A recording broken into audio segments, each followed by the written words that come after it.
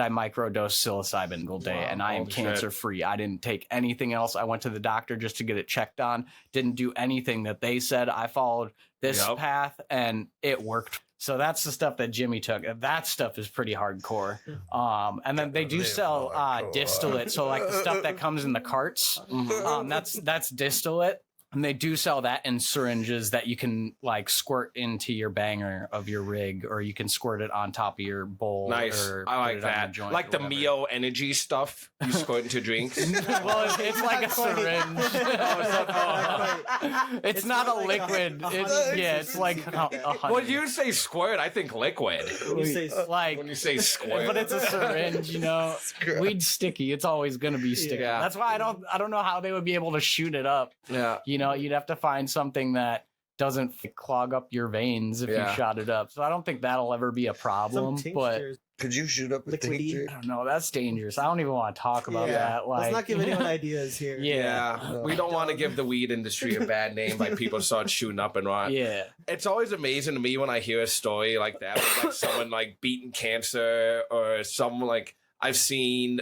I can't remember the exact disease that some of these young kids have that have kind of like spasms, like with epilepsy. Like, epilepsy when they're young, and like a lot of just like THC like drops like in their tongue, like help kill a lot of that. It's gone. Parkinson's. It like super helps Parkinson's. It is a miracle compound. There's documentaries on that. A lot of people are doing a lot of stuff with it now too, like Delta 8, and there's like THCO, and there's multiple new like analogs of THC that are coming out. I mean, obviously be careful. It's new stuff, so you don't know how it's going to react with your body. So like make sure you're getting it from a reputable source. TKO, really good stuff. We grow really good stuff. Our Delta 8s are bangers. I just want to say, so I got a care package from TKO, and I was not expecting to get slapped as hard as I did. And I mean that in a good way, though. Yeah. Because when you sent me that shit, I was like, okay, this is going to be kind of like K2. Just to be clear, this is all completely legal. This is all hemp derived. Anyone in Minnesota or wherever you're listening from, you can go to shoptkocbd.com.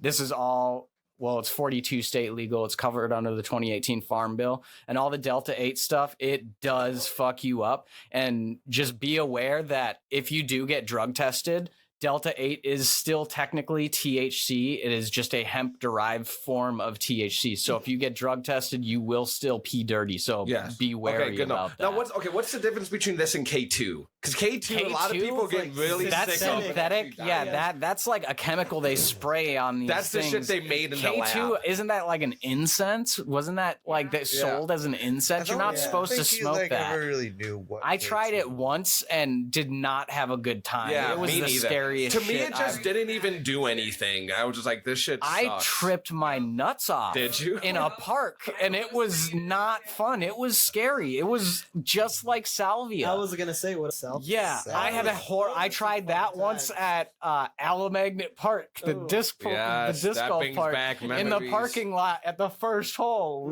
We tried it, and my friends turned into aliens, bro. It was not a good time. Disc golf, the ultimate stoner sport. Those are two things I am glad I only tried. Like, I'm always glad for the experience, you know, whether like it was not a good idea health wise, you know, definitely it probably was not good for us. Yeah. But I'm just thankful for the experience, you know, because I know that I never want to touch that shit again. I don't think they even sell that stuff anymore. Like K2 or salvia. I think you can get salvia in like Texas or something. Really? That's weird. They're like the most strict state when it comes to weed, but then they don't give a shit about salvia. Except when it comes to Joe Rogan. He just smoking hella weed on his podcast.